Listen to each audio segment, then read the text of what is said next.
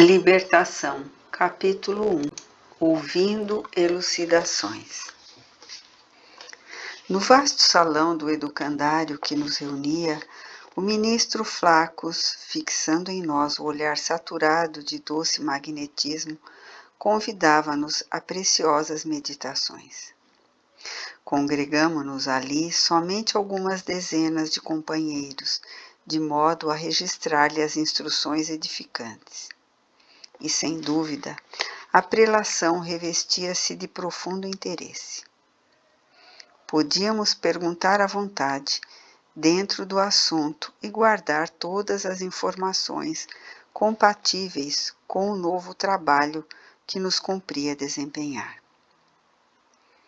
Até então, ouvira comentários alusivos a colônias purgatoriais, perfeitamente organizadas para o trabalho expiatório a que se destinam, arrebanhando milhares de criaturas arraigadas no mal. Entretanto, agora, o instrutor Gúbio, que se mantinha silencioso em nossa companhia, concedera-nos permissão de acompanhá-lo a enorme centro dessa espécie. Interessados na palavra fluente e primorosa do orador, seguíamos o curso das elucidações com justificável expectação de aluno, que não deseja perder um tio do ensinamento, observando que a serenidade e a atenção transpareciam no rosto de todos os aprendizes, considerando-se que todos, no recinto, éramos candidatos ao serviço de socorro aos irmãos ignorantes, atormentados nas sombras. Senhoreando-nos o espírito, o ministro prosseguia satisfeito. Os superiores que se disponham a trabalhar em benefícios dos inferiores, em ação persistente e substancial, não lhes podem utilizar as armas, sob a pena de se precipitarem no baixo nível deles. A severidade pertencerá ao que instrui, mas o amor e o companheiro daquele que serve. Sabemos que a educação, na maioria das vezes, parte da periferia para o centro. Contudo, a renovação, traduzindo o aperfeiçoamento real, movimenta-se em sentido inverso. Ambos os impulsos, todavia, são alimentados e controlados pelos poderes quase desconhecidos da mente. O espírito humano lida com a força mental, tanto quanto maneja a eletricidade, com a diferença, porém, de que já se aprende a gastar a segunda, no transformismo incessante da Terra. Mal conhece a existência da primeira, que nos preside a todos os atos da vida. A rigor, portanto, não temos círculos infernais de acordo com os figurinos da antiga teologia, onde se mostram indefinidamente gênios satânicos de todas as épocas, e sim esferas obscuras em que se agregam consciências emboltadas na ignorância, cristalizadas no ócio, reprovável ou confundidas no eclipse temporário da razão. Desesperadas e insubmissas, criam zonas de tormento reparadores. Semelhantes criaturas, no entanto, não se regeneram à força de palavras, necessitam de amparo eficiente que lhes modifique o tom vibratório, elevando-lhe o modo de sentir e pensar. Eminentes pensadores do mundo traçam diretrizes à salvação das almas, mas somos de parecer que possuímos suficiente número de roteiros nesse sentido, em todos os setores do conhecimento terrestre. Reclamamos, na atualidade, quem ajude o pensamento do homem na direção do alto. Empreender o tentame, incentivando-se tão somente os valores culturais, seria consagrar a tecnocrata que procura a simples mecanização da vida, destruindo-lhe as sementes gloriosas de improvisação de infinito e de eternidade. Grandes políticos e veneráveis condutores nunca se ausentaram do mundo. Passam pela multidão sacudindo-a ou arregimentando-a. É forçoso reconhecer, porém, que a organização humana, por si só, não atende às exigências do ser imperecível. Péricles, o estadista, que legou seu nome a um século, realiza edificante trabalho educativo junto dos gregos. Entretanto, não lhes atenua a belicosidade e os pruridos de hegemonia, sucumbindo ao assédio de aflitivo desgosto. Alexandre, o conquistador, organiza vastíssimo império, estabelecendo uma civilização respeitável. No entanto, não impede que os seus generais prossigam em conflitos sanguinolentos, difundindo o saque e a morte. Augusto, o divino, unifica o Império Romano em sólidos alicerces, concretizando o avançado programa político em benefício de todos os povos, mas não consegue banir de Roma o desvario pela dominação a qualquer preço. Constantino, o Grande, advogado dos cristãos indefesos, oferece novo padrão de vida ao planeta. Contudo, não modifica as disposições detestáveis de quantos guerreavam em nome de Deus.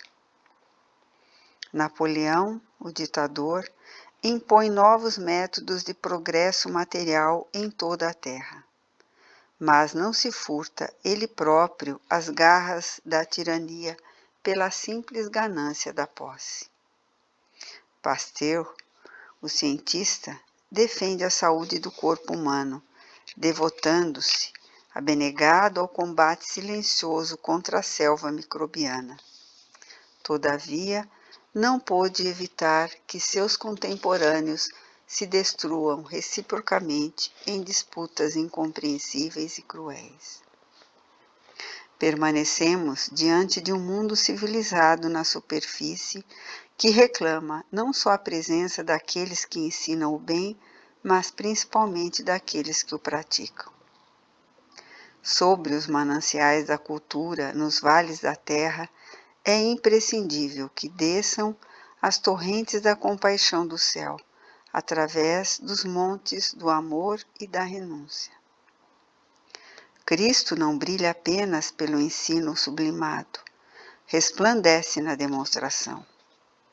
Em companhia dele, é indispensável mantenhamos a coragem de amparar e salvar, descendo aos recessos do abismo. Não longe de nossa paz relativa, em círculos escuros de desencanto e desesperação, misturam-se milhões de seres conclamando comiseração.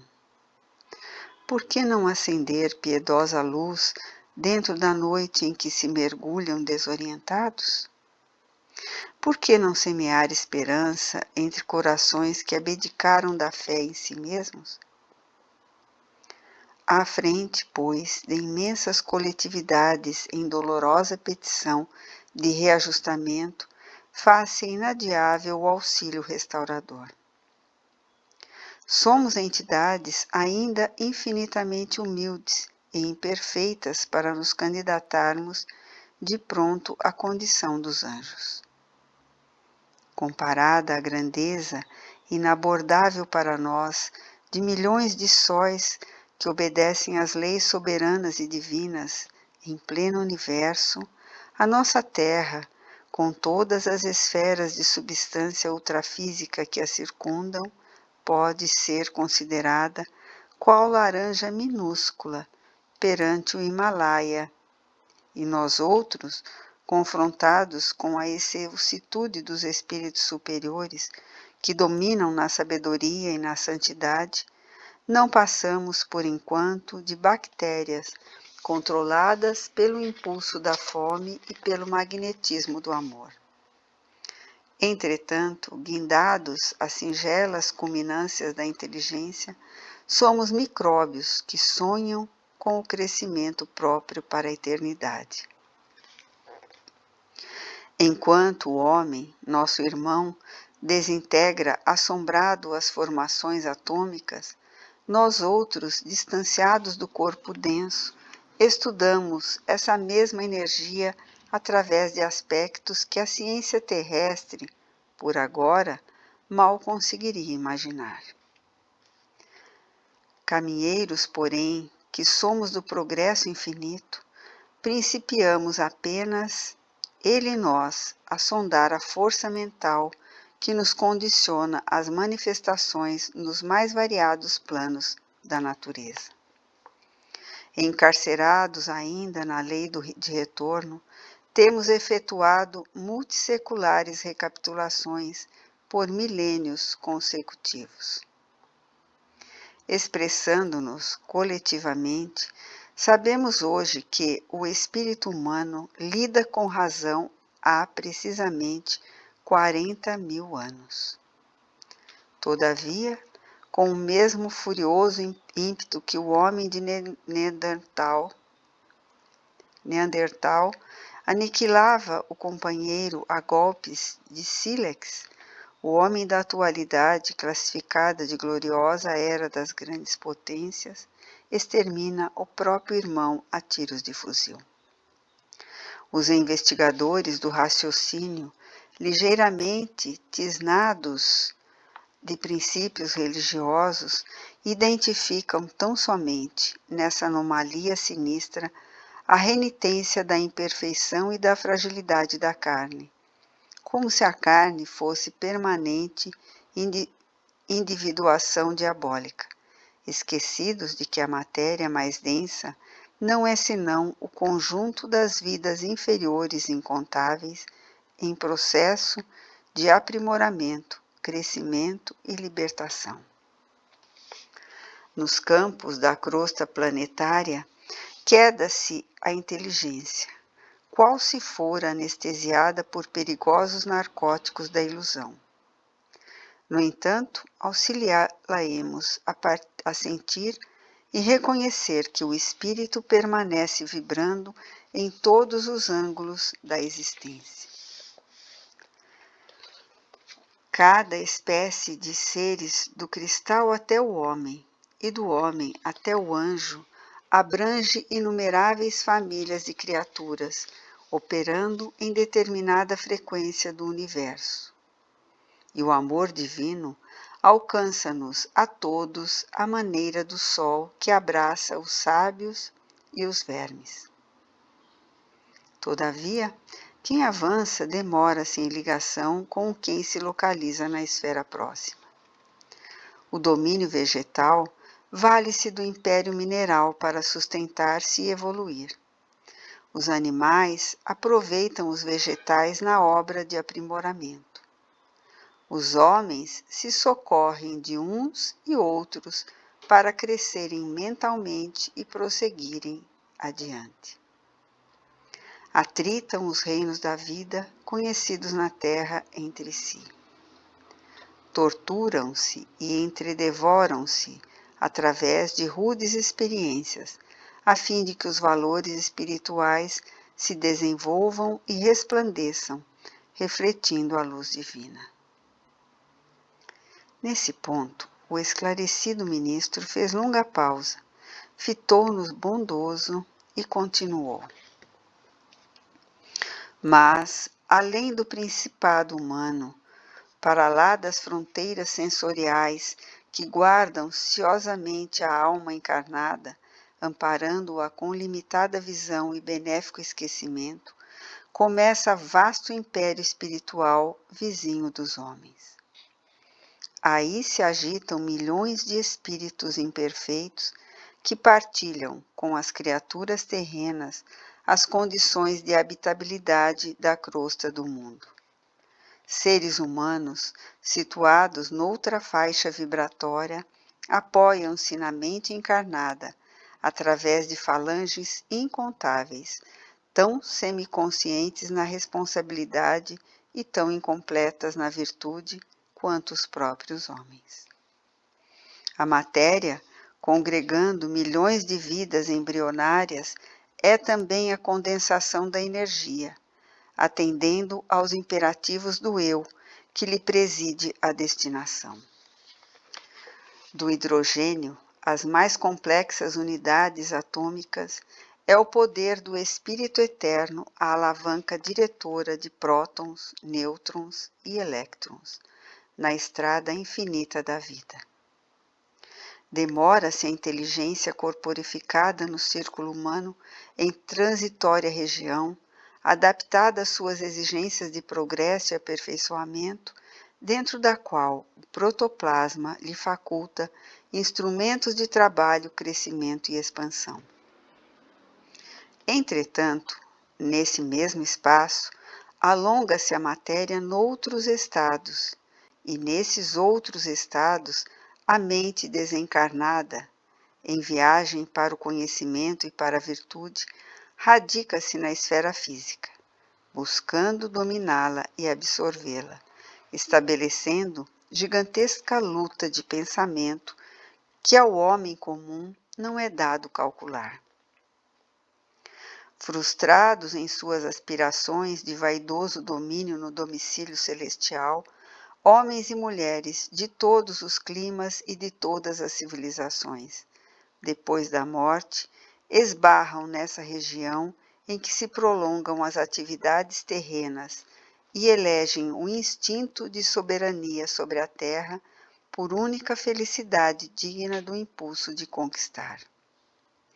Rebelados filhos da providência, tentam desacreditar a grandeza divina, estimulando o poder autocrático da inteligência insubmissa e orgulhosa, e buscam preservar os círculos terrestres para a dilatação indefinida do ódio e da revolta, da vaidade e da criminalidade, como se o planeta, em sua expressão inferior, lhes fosse paraíso único, ainda não integralmente submetido a seus caprichos, em vista da permanente discórdia reinante entre eles mesmos.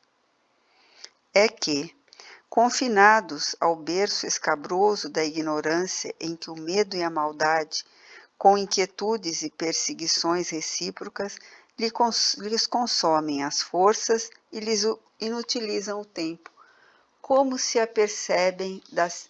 não se apercebem da situação dolorosa em que se acham. Fora do amor verdadeiro, toda união é temporária, e a guerra será sempre o estado natural daqueles que preservaram na posição de indisciplina. Um reino espiritual dividido e atormentado cerca experiência humana em todas as direções, intentando dilatar o domínio permanente da tirania e da força. Sabemos que o Sol opera por meio de radiações, nutrindo maternalmente a vida a milhões de quilômetros. Sem nos referirmos às condições da matéria em que nos movimentamos, lembremo-nos de que, em nosso sistema, as existências mais rudimentares, desde os cumes iluminados aos recôncavos das trevas, estão sujeitas à sua influenciação. Como acontece aos corpos gigantescos do cosmos, também nós outros, espiritualmente, caminhamos para o zênite evolutivo, experimentando as radiações uns dos outros. Nesse processo multiforme de intercâmbio, atração, imantação e repulsão aperfeiçoam-se mundos e almas na comunidade universal. Dentro de semelhante realidade, toda a nossa atividade terrestre se desdobra num campo de influências que nem mesmo nós, os aprendizes humanos, em círculos mais altos, poderíamos, por enquanto, determinar. Incapacitados de prosseguir além do túmulo, a caminho do céu que não souberam conquistar, Os filhos do desespero organizam-se em vastas colônias de ódio e miséria moral, disputando entre si a dominação da terra. Conservam igualmente, quanto ocorre a nós mesmos, largos e valiosos patrimônios intelectuais, e anjos decaídos da ciência buscam, acima de tudo, a perversão dos processos divinos que orientam a evolução planetária. Mentes cristalizadas na rebeldia tentam solapar em vão a sabedoria eterna, criando quistos de vida inferior na organização terrestre, entrincheiradas nas paixões escuras que lhes vergastam as consciências.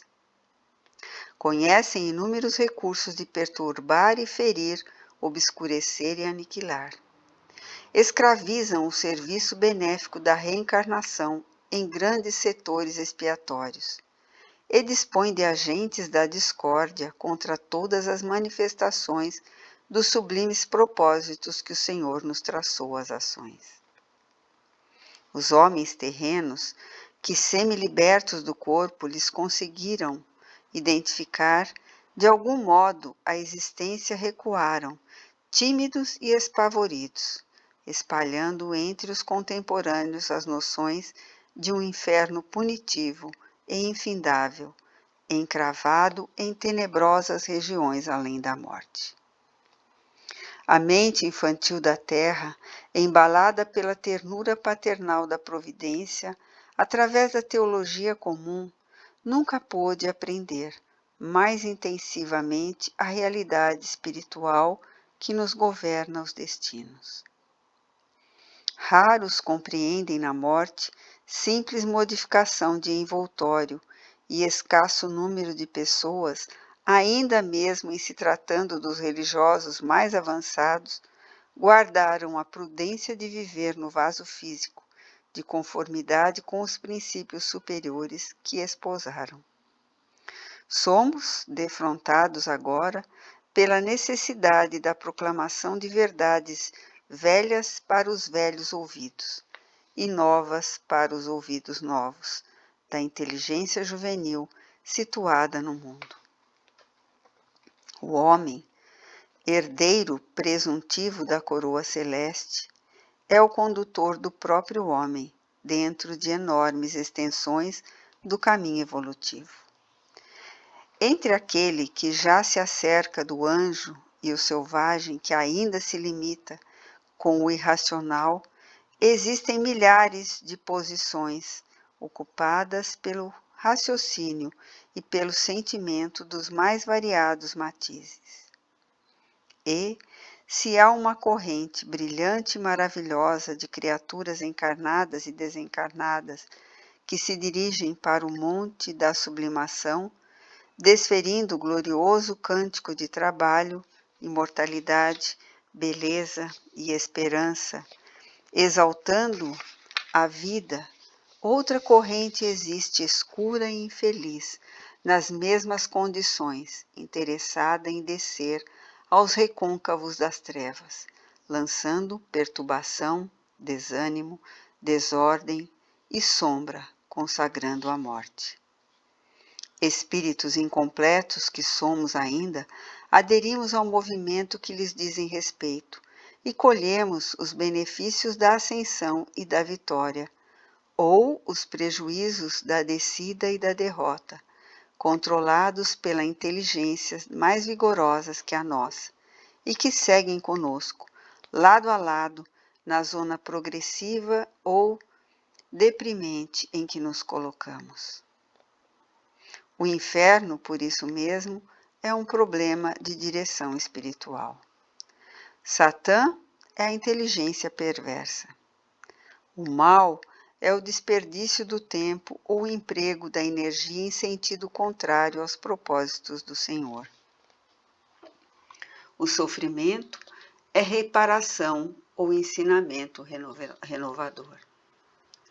As almas decaídas, contudo, quaisquer que sejam, não constituem uma raça espiritual sentenciada irremediavelmente ao satanismo, integrando tão somente a coletividade das criaturas humanas desencarnadas em posição de absoluta insensatez. Misturam-se à multidão terrestre, exercem atuação singular sobre os inúmeros lares e administrações, e o interesse fundamental das mais poderosas inteligências, dentre elas, é a conservação do mundo ofuscado e distraído, a força da ignorância defendida e do egoísmo recalcado, adiando-se o reino de Deus entre os homens indefinidamente. De milênios a milênios, a região em que respiram padece extremas alterações, qual acontece ao campo provisoriamente ocupado pelos povos conhecidos. A matéria que lhe estrutura a residência sofre tremendas modificações e precioso trabalho seletivo se opera na transformação natural dentro dos moldes do infinito. Bem, entretanto, embora de fileiras compactas, incessantes, substituídas, persistem por séculos sucessivos, acompanhando o curso das civilizações e seguindo-lhes os esplendores e experiências, as aflições e derrotas. Fazendo-se nova pausa do ministro, que me pareceu oportuna e intencional, um companheiro interferiu indagando. Grande benfeitor, reconhecemos a veracidade de vossas afirmativas. Todavia, por que não suprime o Senhor compassivo e sábio tão pavoroso quadro? O esclarecido mentor fixou um gesto de condescendência e respondeu: não será o mesmo que interrogar pela tardança de nossa própria adesão ao reino divino? Sente-se o meu amigo suficientemente iluminado para negar o lado sombrio da própria individualidade? Libertou-se de todas as tentações que fluem dos escaninhos misteriosos da luta interna? Não admite que o orbe possua os seus círculos de luz e trevas, qual acontece a nós mesmos nos recessos do coração? E assim como duelamos em formidáveis conflitos por dentro, a vida planetária é compelida igualmente a combater nos recônditos ângulos de si mesma. Quanto à intervenção do Senhor, recordemo-nos de que os estudos desta hora não se prendem aos aspectos da compaixão, e sim aos problemas da justiça. Nós outros e a humanidade militante na carne não representamos senão diminuta parcela da família universal, confinados à faixa vibratória que nos é peculiar. Somos simplesmente alguns bilhões de seres perante a eternidade, e estejamos convencidos de que se o diamante é lapidado pelo diamante, o mal só pode ser corrigido pelo mal. Funciona a justiça através da injustiça aparente, até que o amor nasça e redima os que se condenaram a longas e dolorosas sentenças diante da boa lei. Homens perversos, calculistas, delituosos e inconsequentes são vigiados por gênios da mesma natureza, que se afinam com as tendências de que são portadores. Realmente, nunca faltou proteção do céu contra os tormentos que as almas endurecidas e ingratas semearam na terra, e os numes guardiães não se despreocupam dos tutelados. No entanto, seria ilógico e absurdo designar um anjo para custodiar criminosos. Homens encarnados, de maneira geral, permanecem cercados pelas escuras e degradantes irradiações de entidades imperfeitas e indecisas, quanto eles próprios, criaturas que lhes são invisíveis ao olhar, mas que lhes partilham a residência. Em razão disso, o planeta, por enquanto, ainda não passa de vasto crivo de aprimoramento, ao qual somente os indivíduos excepcionalmente aperfeiçoados pelo próprio esforço conseguem escapar na direção das esferas sublimes. Considerando semelhante situação, o Mestre Divino exclamou perante o juiz em Jerusalém: Por agora o meu reino não é daqui. E pela mesma razão, Paulo de Tarso, depois de lutas angustiosas, escreve aos Efésios que não temos de lutar contra a carne e o sangue, mas sim contra os principados, contra os potestades, contra os príncipes das trevas e contra as hostes espirituais da maldade nas próprias regiões celestes. Além, pois, do reino humano, o império imenso das inteligências desencarnadas participa de contínuo no julgamento da humanidade. E entendendo a nossa condição de trabalhadores incompletos, detentores de velhas dificuldades e terríveis inibições na ordem do aprimoramento iluminativo, cabe-nos preparar recursos de auxílio, reconhecendo que a obra redentora é trabalho educativo por excelência. O sacrifício do Mestre representou o fermento divino, levedando toda a massa. É por isso que Jesus, acima de tudo, é o doador da sublimação para a vida imperecível. Absteve-se de manejar as paixões da turba, visto reconhecer que a verdadeira obra salvacionista permanece radicada ao coração, e distanciou-se dos decretos políticos, não obstante reverenciá-los com inequívoco respeito à autoridade constituída, por não ignorar que o serviço do reino celeste não depende de compromissos exteriores, mas o individualismo afeiçoado à boa vontade e ao espírito de renúncia em benefício dos semelhantes. Sem esforço pessoal no bem, a obra regenerativa será adiada indefinidamente, compreendendo-se por precioso e indispensável nosso concurso fraterno para que irmãos nossos, provisoriamente impermeáveis no mal, se convertam aos desígnios divinos, aprendendo a utilizar os poderes da luz potencial de que são detentores. Somente o amor, sentido, crido e vivido por nós, provocará a eclosão dos raios de amor em nossos semelhantes. Sem polarizar as energias da alma na direção divina, ajustando-lhes o magnetismo ao centro do universo, todo programa de redenção é um conjunto de palavras, pecando pela improbabilidade flagrante. O ministro sorriu para nós expressivamente e concluiu: Terei sido bastante claro? Transbordava de todos os rostos o desejo de ouvi-lo por mais tempo. No entanto, Flacos, aureolado de luz, desceu da tribuna e pôs-se a conversar familiarmente conosco. A prelação fora encerrada. As considerações ouvidas despertavam em mim o máximo interesse. No entanto, era preciso aguardar nova oportunidade para mais amplos esclarecimentos.